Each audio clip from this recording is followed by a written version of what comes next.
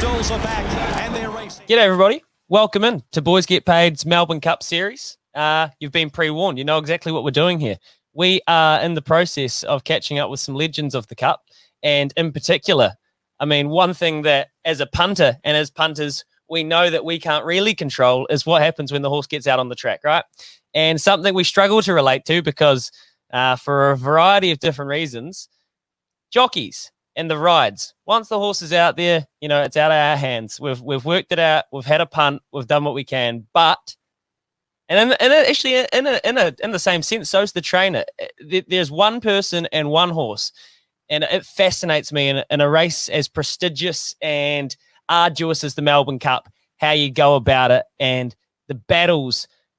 And when you eventually conquer the Melbourne Cup, how does that feel being the only person out there with that equine beast and climbing that mountain, that 3,200 mountain?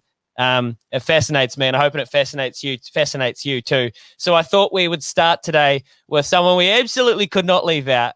He's synonymous with the Cup as far as I'm concerned from a New Zealand perspective. He's had a bloody movie made about him. We're going back to 83, and then we'll go forward again a decade and a half. Pumper Jimmy Cassidy's with us here today, and I'm absolutely stoked to have him on the line. Jimmy, how are you doing? Welcome to Boys Get Paid in our Melbourne Cup series. Thanks for joining us, man. Thank you so much. Oh, look, it's a pleasure and an honour that 83 Cup seems like yesterday. When you tweak Melbourne Cup, the shame is it comes around so quick and so long ago. But great memories. Being a Kiwi and winning the Cup was something quite incredible. All right, Jimmy, you've absolutely we've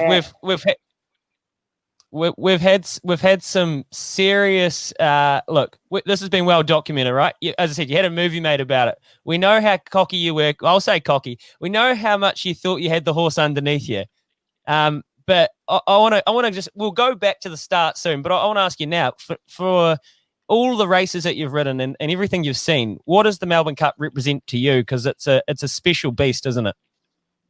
Look, it was my dream. I used to take my push bike to school, and when I'd had enough of school, I'd get on the bike and I'd go home to watch the Melbourne Cup from as long as I could remember. And it was a special thing in my life to dream about riding in it and to win it on a horse called Kiwi. Being a Kiwi, there was nothing better than giving it to the Aussies. Coming from last, giving them start. Cocky, man, I was cocky. I thought he'd win, and it was beautiful. Look, I've been wondering, do you think that kind of naivety that you probably had, that kind of arrogance, you know, you had the horse, do you think that made the occasion easier for you because you didn't overthink it? It was just like I had the ability and I knew it, so we went out there and we did the job? Well, I didn't complicate it. I knew I was probably on the best stayer I had ever seen in such a short career. I started riding in 78 and I'm riding in my second Melbourne Cup in 83 as a 20-year-old. I'd ridden Kiwi in the Wellington Cup. He put up an unbelievable performance to win that, coming from last and getting up in the last stride. So I was confident going to Melbourne. I knew Kiwi. I loved him. I even tried to buy him before he won the Melbourne Cup. And jockeys aren't allowed to own horses, but I'd give it a go. I couldn't buy him, so no, we wanted to keep him. But then again, he only paid $1,000 for him. So, and look, the great thing was, I remember Billy Skelton, God bless him. He was one of my idols in New Zealand, and he always used to say, Jimbo, you always need that blummy little birdie on your shoulder. And I said, that's dead right. Thank you, Mr. Skelton. So we got to Melbourne on the Monday prior to the Cup, myself, Snow and Ann Lupton. And blow me down, there was a little bird with a broken wing flying around the mounting yard. So Pump ran over, picked it up, put it on my shoulder, and that was that blummy little birdie Billy Skelton always used to tell me you needed in racing. Put it down by the winning post, and they said Kiwis couldn't fly. That bird couldn't because it had a broken wing, but the one I was on could. He flew home. Jimmy, everything you read about it and the way you talk about it, it was almost like it was too good, right? It was meant to be true. It was just meant to be. This farm horse bought by Anne for $1,000 odd bucks. You know, training in the Waverley slopes chasing around the cattle. Chasing cattle and sheep. Incredible. I rang Snowy to ride him. I think it was the Hawke's Bay Cup. And he said, no, I'm not going to run him. I'm taking him hunting. And he's the horse I won the Melbourne Cup on. It's a fantastic story, but from a punting perspective, and this is something that we're fascinated in. So I think he went out about 10-1. So it's actually not as long as people make it out to be, but definitely not favoured to win it. Did you had the confidence, but as a 20-year-old bloke, and I don't know, what was the kind of vibe about, and what was the from a gambling perspective, what was the energy in Melbourne? Because wasn't quite kosher to be having a bet on your own horse, was it? No, you weren't allowed to. And funny enough, I did have a little sneaky bet. I won a few bob on him, and it was, look, I just loved him. The funny thing I liked, Snow Lupton standing in the mounting yard. To my left where I was standing, and Snow was on my left, to his left was Tommy Smith, Bart Cummings, Colin Hayes, looking at their horses parade in the yard. And there's Snowy smoking a roll your own cigarette thinking, wow, I'm at Flemington. That was gold. That was absolute gold. Smoking a roll your own cigarette in the mounting yard at Flemington as your horse parades. That was Snowy Lupton. That was beautiful. Why change? We didn't complicate it. I said to Snow, what are we doing? He goes, the same as usual, Jimbo. Out the back, run home. It was the Melbourne Cup. It's amazing. Good. Oh, it's hard case. It's a Kiwi story. It is innately New Zealand, isn't it, Jim? Well, that's just typical New Zealand. I remember watching the World Cup where our beautiful All Blacks won. We had to call in the first 5-8. He'd been out whitebait fishing. He comes in and slots into number 10 and we win the World Cup. That's what Kiwis can do. And that Kiwi done it.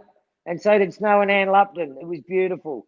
I was so rapt that they kept me on the horse. I never thought I'd go. I thought my old mate, Handbag Harry, would have rode him. No arrows. And Snow stuck solid and give me the opportunity. And had I never ridden another winner again after that, I wouldn't have cared because it was a dream I had and it was incredible that it come so true in such a quick time in my life. All right. Well, let's bring it up here because I want to play it back and I want the people to see this. So we'll play this here. We'll let the audio run and then we'll come back and have a quick chat about it. Jimmy, so hold there, mate. Down the outside, Mr. Jazz finishing strongly now, followed then by Triumphal March. They've got 250 metres left to go. Mr. Jazz and Noble Comment race up and grab Kiamare. Mr. Jazz on the outside, Noble Comment and Kiamare settle down to a ding-dong struggle. Noble Comment about a neck in front. Mr. Jazz on the outside and Kiwis flying might beat them all. Kiwis come from last in a phenomenal performance. Won the cup by a length and a quarter from Noble Comment and Mr. Jazz in a photo. So, look, everyone always talks about he's come from last, Jim, right? He's come from last on the bend. And I want to ask you, though, for me, it's the gap you put on them at the post. You've absolutely kicked their heads in. And I know it's a good horse and it's a fit horse and it's won over the distance, but even you, as he's absolutely travelling over the last couple of furlongs, did you expect to put a gap on them like that? Look, he was coming that quick. Like his sectionals, the last 2 furlongs were incredible. His last 600.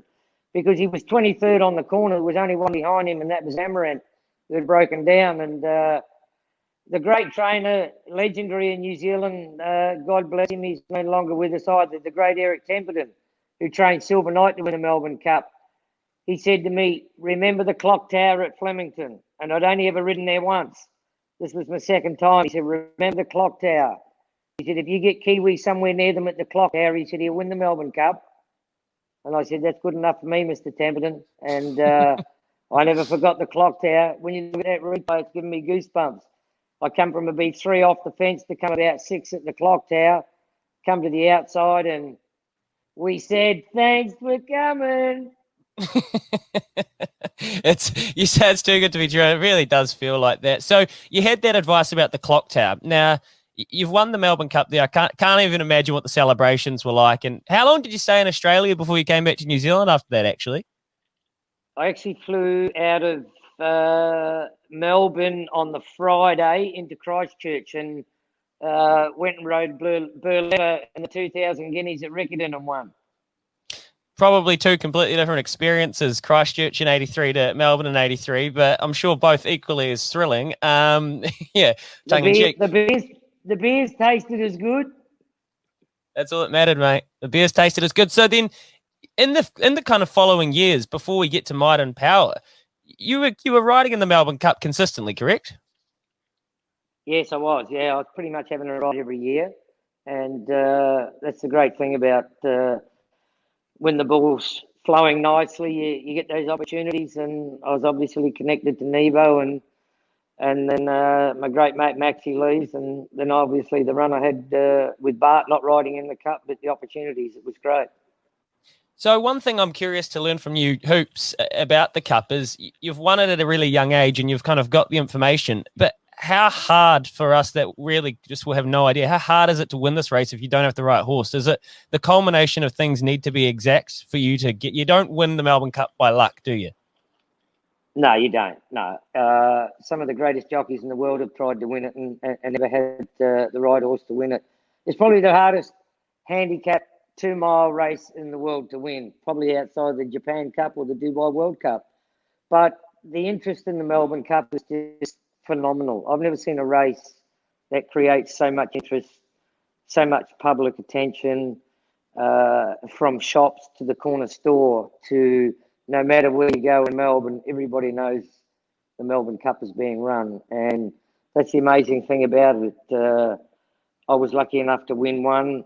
I would have been ecstatic just having the amount of rides I did have in it if I never won one. The parade on the day before the Cup is quite incredible. You can take your family, you can take your friends, obviously limited to what you can get in cars, but that experience is something you never get the opportunity. The All Blacks do it, international teams do it when they win big trophies throughout the world. It's an amazing feeling to be able to be part of the 24 runners in the Melbourne Cup. So as we move into 97 and Might and Power obviously recently left us, and what an equine hero, right? And moving into that kind of, did you know with Might and Power that you had the right horse, that this was going to be as good a chance as any, or kind of what was your relationship and what did you feel? What was the kind of the energy about that horse at the time? Well, I felt a lot more pressure going into that Cup than I did with Kiwi. I was very relaxed with Kiwi because A, I was confident, and B, I had faith in Snowy Luck. Because he cost $1,000 and he was chasing around cattle the week before, Jimmy. Call it what it was. He was a farm horse. He wasn't bought for a big price. It was incredible, right? Well, it's horses don't know what they cost. It's what they are as individuals, and he just ticked all the boxes, Kiwi, where Might and Power ticked the boxes, but he didn't tick the 2-mile record. So that's where the pressure was. He'd won the Caulfield Cup, so devastating. And then obviously favourite in the Melbourne Cup and carrying an extra 4 kilos to what he did 2 weeks prior. So there were more minuses than pluses. It pretty much had to be a perfect ride. No horse ever won the Melbourne Cup or jockey leading all the way from go to woe. And he was such a hard-going horse. He wasn't a horse that really relaxed. He had a high cruising speed. There were certainly more minuses than pluses. And Kerry Packer rang me the night before the Melbourne Cup and asked me how Might and Power was. I said, very good, Mr. Packer. Why is that? He said, well, I bet a lazy $4 million on him to win. So you think the cheeks of my butt weren't getting very tight about the last 3 strides in the Melbourne Cup? That is absolutely absurd. Speaking of those strides, let's have a look here, Jim. Might and Power shook off linesman though. At the 300, he raced out by 2 lengths with Doremus challenging. Ebony Groves getting a rails run, followed by Grandmaster and Markham. Might and Power the leader inside the 200, 2 lengths in front of linesman, and then Doremus on the outside. Might and Power the leader. Doremus trying hardest, coming at him. Might and Power and Doremus. Doremus getting to Might and Power. They hit the line. Photo. Oh, nothing between them. Doremus or Might and Power in a close go. Photo third, either Markham or Harbour. So look at this bloke here, Glenn Hall, I believe it is, carrying on. And I have to ask you, did you know that? Because when you look at the photo, which was just cut out of there, he's actually got it by a good nose. It's not a whisker. It's not a lip. It is a nose. So what was your kind of initial instinct there? It was funny because I thought, well, I'd lost, and I thought all he's going off, and then I kept going, and I looked up at Johnny Letts. I said, what number's in the frame? He said, Pump, you got it, number 3. Well, the look on Greg Hall's face, he could have fell through his underpants and hung himself. I said to Hawley after the race, I said, did some Sheila up in row 40B flash a tis to you? You waving to her? I said, stop that and ta-da. We've had a lot of fun over the years with the backlash of it with the early crow. There's probably nothing worse in a jockey's perspective of doing that and getting beat. It's amazing when you win because you get it right, but what a race to get it wrong in. I actually understand from the camera angle why he's done it, because it looks like it's quite surprising when you see the photo and it is a proper nose. Like he does look close, but in the Melbourne Cup of all races, wouldn't you just try? You wouldn't risk it, would you? I mean, you would, Jimmy. You're an extra character, but it's a pretty big one to get wrong. Yeah, but when I do that, I always get it right. That's Kiwis. We get it right, brother. That's the difference, Pumper. And we've seen some absolute ripping crows recently. Actually, on Melody Bell, Troy Harris. I don't know if you've caught those races, but he's been loving it, and Michael McNabb. So it's when these jocks that they get the really good rides, and it means so much to them. It's cool to see, isn't it? So look, there's Might and Power. There's another Melbourne Cup, and that was your last one, but you said it at the start, even Kiwi was enough for a lifetime. So you must feel, I don't know, what do you feel? Do you feel privileged, lucky when you kind of reflect on having 2 of the greatest races in your, feathers in your cap? Yeah, look, very honoured. I thank my mum and dad because they give me the opportunity to do something that I love so much, and to be able to achieve that in the respect of saying, thanks, mum and dad. Look, you give me the chance, and I achieved it. Not many people get the chance to do that. I was the lucky one. I was privileged, but once again, Snow and Ann Lupton, I couldn't have done it without their help and their loyalty. So, and it was a big thing for me. A horse Kiwi. There's no prouder Kiwi than me. I've been in Aussie for 30 odd years, but you cut me, I bleed black and white, brother. There's only one Kiwi, and it's inside me. Well, I was, I almost had to ask because I've been watching a couple of interviews with you recently, Jimmy, and all the Aussies. They all like to it's a real leading question, isn't it? They all say, "Oh, you're probably more of an Aussie now or a Kiwi, aren't you?" They're just being cheeky, but you always hold firm. Yeah. I hold firm. I wear actually down at the track. I always wear me Kiwi tracksuit, proud, and not just because the All Blacks are on a winning streak. Talking about the All Blacks, what a team they've got coming up. There's going to be a lot of kick butts with them young fellas running around. It's a young team. They've got a lot of. Have they got the coaching right? We'll see. Hey, you Kiwis are pretty much running Sydney though these days, so it must be epic for you to see, Chris Waller, J Mac, these, genuine out and out Kiwis, just like you were and what you are when you kind of moved over there, and just cleaning the floor. It's really, really special to see. Look, it's a tough greying racing, and to be able to do it in Sydney, I wasn't the first. There were plenty before me. I was another one that come along and kept the flag flying for that beautiful place of ours. And J Mac, Waller, Brian York, my brother Larry in Brisbane, Greg Childs in Melbourne, you name them, they keep going. Brent Thompson, the Skeletons, the only Kiwi that doesn't come over here and get some of that Aussie money and wear the black and white proud. That's exactly right, mate. And we absolutely love it. And you almost saw that Opie was so close to staying over there. And there's something real addictive of beating the Aussies on their own turf. I'm sure you'd know that better than most, Jimmy. So, hey, before I let you go, this year's Melbourne Cup, can a New Zealand or Australian horse get up and go back-to-back after Val and Declare one? Well, look, why not? It's a funny year. It's a strange year for everybody, let alone racing. It's going to be an airy day. Not many people there. The smallest crowd in 160 years of the running of the Melbourne Cup. But then again, it's the Lexus Melbourne Cup. It'll be fun. I hope the Kiwi can win it. I always like to wait till Derby night, look at the field and assess them. So I'm not going to throw me tip in yet, but they'll be coming back home closer to the day.